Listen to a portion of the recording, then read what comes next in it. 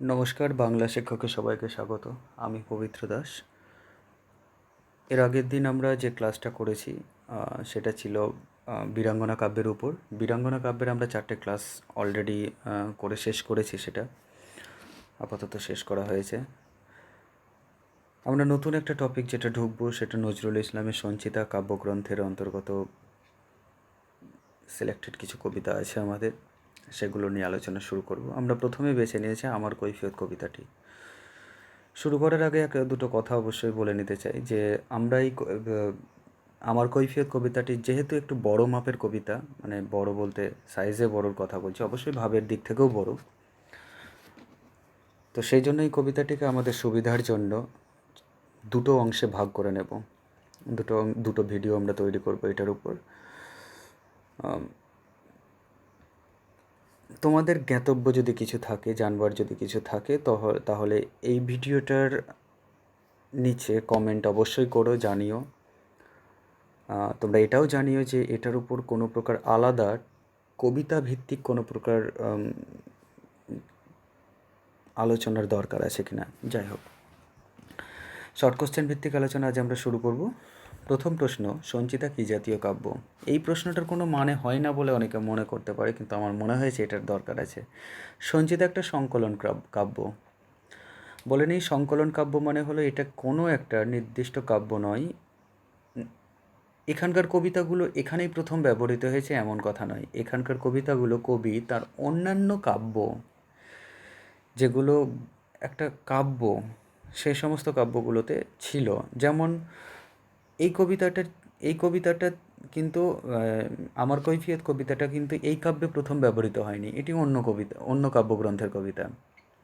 কবি তাঁর পছন্দ অনুযায়ী তাঁর নির্বাচিত কিছু শ্রেষ্ঠ কবিতা, সেগুলোকে পছন্দ করে করে যখন একটা বইয়ের মধ্যে সেটাকে ধারণ করার চেষ্টা করেন বা ধারণ করেন, সেটি একটা সংকলন গ্রন্থ। এর আগে রবীন্দ্রনাথ ঠাকুর তার সঞ্চয়িতা কাব্যটা এরকমভাবেই সাজিয়েছিলেন। সঞ্চয়িতা কাব্যটিও আসলে একটা সংকলন গ্রন্থ। সঞ্চিতাও রবীন্দ্রনাথেরই অনুসরণে তৈরি করা একটি কাব্যগ্রন্থ, সঞ্চিতা সংকলন গ্রন্থ। যাই হোক, সঞ্চিতা সংকলন কাব্যগ্রন্থ। এতে মোট ৭৮টি কবিতা তুলে ধরেছেন। কবিতা ও গান মিলিয়ে মোট সংখ্যা হলো ৭৮টি, 78। সঞ্চিতা প্রথম কবে কোথা থেকে প্রকাশিত হয়? খুব গুরুত্বপূর্ণ এই প্রশ্নটা। আশ্বিন ১৩৩৫ বঙ্গাব্দ বা অক্টোবর ১৯২৮ খ্রিস্টাব্দে DM লাইব্রেরি থেকে প্রথম কবিতাটি প্রকাশিত হয়। কবিতাটি উৎসর্গ করা হয় কাকে? বিশ্বকবি সম্রাট শ্রী রবীন্দ্রনাথ ঠাকুর, শ্রী শ্রী চরণারবিন্দেষু। এইরকমভাবে যদি লিখতে পারো দেখতে ভালো লাগে, নাম্বার হয়তো কাটবে না, কিন্তু এটা এইরকমভাবে উৎসর্গপত্রে লেখা আছে সঞ্চিতা কাব্যের। কিংবা তুমি এটাও লিখতে পারো যে রবীন্দ্রনাথ ঠাকুরকে কবে উৎসর্গ করেছেন, টেম্পোরারিভাবে এটা। সঞ্চিতা সংকলনের প্রথম ও শেষ কবিতা কোনগুলো? এই প্রশ্নটার দরকার তোমাদের ছিল না, দেওয়া হয়েছে, ইগনোর করার দরকার নেই। প্রথম কবিতা বিদ্রোহী অগ্নিবীণা কাব্যগ্রন্থ থেকে, আর শেষ কবিতা বা শেষ গান হলো অমর খয়াম গীতি, এটি নজরুল গীতিকা কাব্য থেকে বা নজরুল গীতিকা থেকে। পরের প্রশ্ন, আমার কৈফিয়ত কবিতাটি কোন কাব্যগ্রন্থের অন্তর্গত? এটি কয়টি স্তবকে বিভক্ত? আমার কৈফিয়ত কবিতাটি সর্বহারা কাব্যগ্রন্থের অন্তর্গত। পরে এটি সঞ্চিতাতে কবি সিলেক্ট করেন বা গ্রহণ করেছেন। কবিতাটি 14টি স্তবকে বিভক্ত। 14টি স্তবকে বিভক্ত। এগুলো খুব গুরুত্বপূর্ণ প্রশ্ন। কবি নিজেকে বর্তমানের কবি বলেছেন কেন? না, কবির লেখায় সমকালীন রাজনৈতিক সামাজিক সমস্যা, অর্থনৈতিক সমস্যাই বিশেষভাবে প্রাধান্য লাভ করেছিল। অর্থাৎ তথাকথিত চিরন্তন বাণী কবিতায় তেমন প্রকাশ পায়নি বলে কবি নিজেকে বর্তমানের কবি বলেছেন। যদি এটার উপর আমরা যদি আমার কৈফিয়ত কবিতাটি যদি আমাদের বিশ্লেষণ করবার প্রয়োজন হয়, তাহলে আমরা এইগুলো ধরে আলোচনা করব। বর্তমানের কবি কেন বলেছেন, নিজেকে বর্তমানের কবি বলার মধ্যে কী বাহবা পেয়েছেন, বা যাই হোক, বা কী কোথায় গুরুত্ব দিয়েছেন। দূষিছে সবাই, কারা কেন দোষারোপ করেছে, তবু কবি কি করেন? না, কবির কাব্য সমালোচকরা দোষারোপ করে চলেছেন বিভিন্ন পত্রিকায়। কি না, কেননা সমালোচকদের মন্তব্য হলো রবি ঠাকুরের মতো তাঁরও কবিতায় চিরকেলের, রবি ঠাকুরের যেরকম আছে চিরকেলে বাণী, তাঁর কবিতায় সেরকম চিরকেলে বাণীর বড্ড অভাব। এইটা নিয়ে দোষারোপ করে যাচ্ছে পত্রপত্রিকায় সমালোচকরা। কবি কী করেন তাই নিয়ে না, কবি এসব দোষারোপ শুনেও শুধু প্রভাতের ভৈরবী গান গেয়ে চলেছেন, অর্থাৎ কবিতার মাধ্যমে এক নতুন সকালের আগমন সূচক গীত কণ্ঠে ধারণ করে গেয়ে চলেছেন। এতে কবি লজ্জা নেই, বরং এতে তিনি গর্ব অনুভব করেন, এটাই বোঝাতে চাইছেন। যে যে কাজ করুক। কবি বন্ধুরা হতাশ হয়ে শ্বাস ফেলেন কেন? শুভাকাঙ্ক্ষী কবি বন্ধুরা হতাশ হন কারণ নজরুলের মতো স্বভাব কবি নিজের পূর্ণ শক্তি সাহিত্য চর্চায় যথাযথ নিয়োগ না করে রাজনৈতিক বিষয় নিয়ে কাব্যচর্চা করছেন এবং নিজের কবিত্ব শক্তির অপচয় করে চলেছেন। আর তেমনই সাহিত্য আন্দোলনের ক্ষেত্রেও সরাসরি যুক্ত না থেকে নিজেকে অপাত্রে নিঃশেষ করে চলেছেন, অর্থাৎ বাংলা সাহিত্যের এক প্রবল সম্ভাবনা যুক্ত কবি নিজেকে অপাত্রে দান করে মানে অস্থানে নিজেকে উজাড় করে দিয়ে শেষ করে দিচ্ছেন। সরস্বত সাধনায় নিজেকে পুরোপুরি নিযুক্ত করতে চাইছেন না বা করেননি। এইটাই নিয়ে কবিরা বা এটা ভেবে কবির বন্ধুরা হতাশ হয়েছেন। কেজো এবং মোটা শব্দ দুটির অর্থ কী বা কাকে বলা হয়েছে বা কী বলা হয়েছে না, কবি নজরুল ইসলাম নিজেকে এই দুটো শব্দ দিয়ে ইন্ডিকেট করেছেন। কেন না, কাজী শব্দটির অপভ্রষ্ট রূপ হলো কেজো, কাজী নজরুল ইসলামের কাজী প্রথম নামটা, তার থেকে এসেছে কেজো। আর তিনি যেহেতু মোটা অর্থাৎ সুস্বাস্থ্যের অধিকারী ছিলেন, একটু ভারী শরীরের ছিলেন, সেই জন্য কাছের মানুষরা তাকে মোটা বলে সম্বোধন করতেন। কেহ বলেন বউয়ে গেলিয়াছে গোটা, এই প্রশ্নের উত্তরটা দেখছি গোটাগুটি লেখা হয়নি, যাক ছুটে গিয়েছে কোনো কারণবশত। বউকে না, বউ বলতে এখানে প্রমীলা দেবী এবং নার্গিস আসার বেগমের কথা বলা হয়েছে, তার প্রথমা স্ত্রী নার্গিস আসার বেগম। এই বিবাহ দীর্ঘস্থায়ী হয়নি। পরবর্তীতে দ্বিতীয় স্ত্রী প্রমীলা দেবীকে তিনি বিবাহ করেন এবং এই দ্বিতীয় পত্নী তার আমৃত্যুকাল পর্যন্ত, অর্থাৎ প্রমীলা দেবীর আমৃত্যুকাল পর্যন্ত কবির সাথেই ছিলেন। যাই হোক, গুরুকে না, তিনি কি বলেন? গুরু বলতে কবি রবীন্দ্রনাথ ঠাকুরের কথা বলা হয়েছে। তিনি নজরুল তাকে গুরুদেব হিসেবে পূজা করতেন, মান্য করতেন। তিনি কি বলেন না, গুরুদেব অর্থাৎ রবীন্দ্রনাথ ঠাকুর কবি নজরুলের রাজনীতিমূলক কবিতা রচনার ঝোঁক দেখে এবং স্বাভাবিক সাহিত্যচর্চার প্রতি অনীহা লক্ষ্য করে তাকে তার প্রতিভার অসৎ ব্যবহার করতে মানা করেছিলেন। তিনি সাবধান করেছিলেন এরকমটা না করতে। অর্থাৎ তলোয়ার দিয়ে দাড়ি চাচার কাজ শুরু করেছেন। তলোয়ারের কাজ হলো সেটা যুদ্ধক্ষেত্রে প্রয়োগ করা, সেটা শত্রু নিধনের কাজ করা।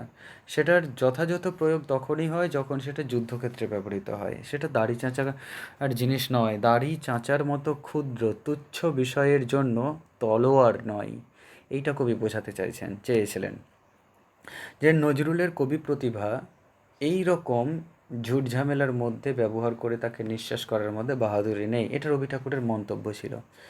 আর গুরু অর্থাৎ রবীন্দ্রনাথ ঠাকুর এটাই বলতে চেয়েছিলেন, তুই করেছিস শুরু তলোয়ার দিয়ে দাড়ি চাঁচা। তারপরের প্রশ্ন, প্রতি শনিবারই চিঠিতে প্রেয়সী গালি দেন। শনিবারই চিঠি কি? প্রেয়সীকে তিনি কি বলে গালি দেন আর কিভাবে তার গালমন্দ থেমে যায়? শনিবারী চিঠি অর্থাৎ বঙ্গ সাহিত্যের ইতিহাসে একটা গুরুত্বপূর্ণ সংবাদ পত্রিকা, সাহিত্য পত্রিকা, নাম হলো শনিবারের চিঠি। এই পত্রিকাটির কথা বলা হয়েছে শনিবারী চিঠি। শনিবারী চিঠি বলতে কবি নজরুল বাংলা সাহিত্যের অন্যতম বিখ্যাত সাপ্তাহিক পত্রিকা শনিবারের চিঠির কথা বলেছেন, যেটি 1924 সালে প্রকাশিত হয়েছিল প্রথম। প্রেয়সী বলতে অবশ্যই এ পত্রিকার একজন গুরুত্বপূর্ণ সম্পাদক ছিলেন, প্রতিষ্ঠাতা সম্পাদক নন তিনি। গুরুত্বপূর্ণ সম্পাদক ছিলেন সজনীকান্ত দাস। সজনী অর্থাৎ প্রেয়সী বলতে এখানে সজনীকান্ত দাসের কথা বলা হয়েছে। কি বলে গালি দেন না, হাঁড়ি চাঁচা অর্থাৎ কর্কশ শব্দে ডেকে চলা বেসুরো এক পাখি হিসেবে গালি দেন। কবি নজরুল ইসলামের কবিতা সুরের নয়, সেগুলো ঠিকঠাক নয়, এইটা নিয়ে তিনি ব্যঙ্গ করেছিলেন। সজনীকান্ত কবি নজরুল ইসলামকে এই পত্রিকায় বিভিন্ন সংখ্যায় নানানভাবে এমনকি ব্যক্তিগতভাবে পর্যন্ত আক্রমণ করতে দ্বিধা করেননি। আর থেমে গিয়েছিল কীভাবে? না, সজনীকান্তের আক্রমণ শালীনতার মাত্রা ছাড়িয়ে গেলে কবি তা ধর্মী আক্রমণ ছিল, সেখান থেকে ব্যক্তিগতভাবে যখন আক্রমণ করতে শুরু করলেন, তখন নজরুল ইসলাম তাকে একখানে চিঠি লিখেছিলেন, খোলা চিঠি লিখেছিলেন, যেখানে হাটে হাঁড়ি ভেঙে দেওয়ার, অর্থাৎ তার কুকীর্তিগুলো, সজনীকান্ত দাশের কীর্তিকথা ফাঁস করে দেওয়ার কথা বলেছিলেন। তারপর কিছুটা প্রশমিত হয়েছিল এই ব্যঙ্গ বা এই আক্রমণ, যদিও পরবর্তীতে সেটা চিরস্থায়ী ছিল না, আবার সে শুরু করেছিলেন তিনি। যবন না আমি কাফের ভাবিয়া খুঁজি টিকি দাড়ি নাড়ি গাছা। এরূপ মন্তব্যের কারণ কি? না, কবি নজরুল ছিলেন মানুষের কবি, তিনি কখনোই ধর্মান্ধতাকে প্রশ্রয় দেননি। আর সেজন্যই ধর্ম সম্প্রদায়ের চোখ রাঙানিকে তিনি হেলায় তুচ্ছ করে অনায়াসেই হিন্দু মহিলাকে বিবাহ করেছিলেন। আবার তেমনই তিনি শক্তি বিষয়ক অর্থাৎ কালী বিষয়ক বহু পদও রচনা করেছিলেন। এজন্যই তিনি হিন্দু ও মুসলিম উভয় সম্প্রদায়ের কাছে অপ্রিয় হয়ে ওঠেন। হিন্দুরা তাকে যবন আখ্যা দেন, আর মুসলিমরা বা ইসলামরা তাকে কাফের আখ্যা দেন, এভাবেই চিহ্নিত করেছিলেন। আর এই কারণেই কবি বলেছেন যে আমি যবন না আমি কাফের। তিনি টিকি খুঁজছেন না, মানে যেগুলো হিন্দুদের মার্ক, যেগুলো টিকি, আর মুসলিম বা ইসলামদের মার্ক যেটা, সেটা হলো দাড়ি, এটা খুঁজছেন, এরকম মন্তব্য করেছেন। যাই হোক, পরের প্রশ্ন, মৌলবী ও হিন্দুরা ঠিক কী কারণে যৌথ বিদ্রোহ করে কবির বিরুদ্ধে, তা কবির ভাষায় উল্লেখ করো। না, মৌলভী আর মোল্লাদের অভিযোগ ছিল কবি তার কবিতায় যেমন অনায়াসে হিন্দু দেবদেবীর নাম ব্যবহার করেছেন, তেমনি প্রচুর শাক্ত কবিতা রচনা করেছেন। কাজে তিনি কাফের, কারণ ইসলাম শাস্ত্রে কাফের বলা হয়েছে, কারণ তিনি ইসলাম হয়েও তিনি হিন্দুদের গুণকীর্তন করেছেন, ইসলাম হয়েও তিনি শক্তি বিষয়ক গান রচনা করেছেন। তার কবিতায় বারবার রাখাল কৃষ্ণ, বারবার শিবের প্রসঙ্গ এসেছে, নীলকণ্ঠের প্রসঙ্গ এসেছে। এইটা ইসলাম সম্প্রদায় মেনে নিতে পারেননি, সেই জন্য তাকে কাফের কাজী বলা হয়েছে। ইসলাম শাস্ত্রের তিনি শুধুমাত্র আম্মাপাড়া বা আমপাড়া, অর্থাৎ শুধুমাত্র বর্ণ পরিচয় বা প্রাথমিক পরিচয়টুকু শিখেই নিজেকে হয়তো মহৎ কিছু ভাবছেন। এই নিয়ে মৌলবীদের মধ্যে তাকে ব্যান্ড করবার একটা প্রবণতা ছিল। আর হিন্দুদের মধ্যে কি না, হিন্দু ধর্মধ্বজাধারীরা প্রথমেই বলেন কবি জাতিতে অতি সাধারণ মুসলমান, অর্থাৎ পাতি নেড়ে, এবং সরস্বতী সাধনায় অর্থাৎ সাহিত্য চর্চায় তিনি আরবি ফার্সি শব্দের বহুল ব্যবহার ঘটিয়েছেন। ফলে কী হয়েছে না, দেবী সরস্বতী অপবিত্র হয়েছেন। এই নিয়ে তার প্রতি অভিযোগ ছিল। এই জন্য হিন্দুরাও তাকে যবন আখ্যা দিয়েছেন। পরের প্রশ্ন এবং আজকের শেষ প্রশ্ন, রাজনীতির ক্ষেত্রে কবির বিরুদ্ধে বিদ্রোহের কারণ কি? না, কবি সক্রিয়ভাবে ছিলেন কংগ্রেসী এবং গান্ধীবাদী থেকে চরকার গান রচনা করেছেন, কাজে একদল ভাবতেন তিনি অহিংসাবাদী। কিন্তু কবিতায় প্রতিবাদী কথা ঘোষণার জন্য এবং রাজদ্রোহমূলক কবিতার জন্য তিনি জেলেও যান, অর্থাৎ একদলের কাছে তিনি হিংসাবাদী। আসলে কবি মানুষকে অস্বীকার করে কোনো রাজনীতিতে বিশ্বাসী ছিলেন না।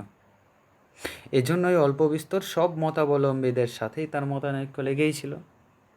ব্যাপারটা হলো এইখানে তিনি মানুষের কবি। আর মানুষের কবি হওয়ার কারণেই তার কবিতায় বারবার মানুষদের সুখ, স্বাচ্ছন্দ্য, দুঃখ, হতাশা, বেদনা, দারিদ্র্য সমস্ত কিছু তুলে ধরেছেন তিনি কবিতায়। কংগ্রেসীরা অর্থাৎ নরমপন্থী অহিংসাবাদী গান্ধীবাদীরা তাকে দেখতে পাচ্ছেন না, কারণ তার কবিতার মধ্যে বিদ্রোহের আগুন জ্বলছে। তার কবিতা পাঠ করে সাধারণ যুবকরা উদ্দীপ্ত হয়ে উঠছে। তার কাব্য কবিতার গ্রন্থগুলোকে ব্যান্ড করে দেওয়া হচ্ছে সরকার কর্তৃক। এটা দেখে কংগ্রেসীরা, নরমপন্থীরা ভেবেছিলেন যে তিনি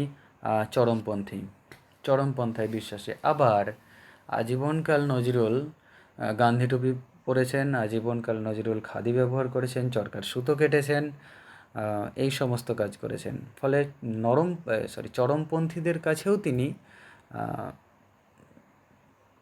নিজেকে প্রতিপন্ন করতে পারেননি ঠিক হিসেবে, অর্থাৎ দুপক্ষের কাছেই তিনি সন্দেহজনক হিসেবে প্রতিভাত হয়েছিলেন।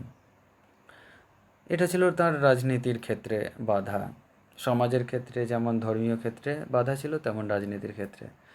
যাকে এই 15টি প্রশ্ন আজকে আমাদের আলোচনা করলাম। অবশ্যই তোমাদের যেগুলো জিজ্ঞাস্য সেগুলো আমার কমেন্ট সেকশানে লিখে জানিও। আমি বুঝতে পারছি না যে তোমাদের উপকারে আদৌ আসছে কি আসছে না, আদৌ তোমরা এগুলো দেখছো কি দেখছো না সেটা ঠিক বোঝা যাচ্ছে না। যাক, যদি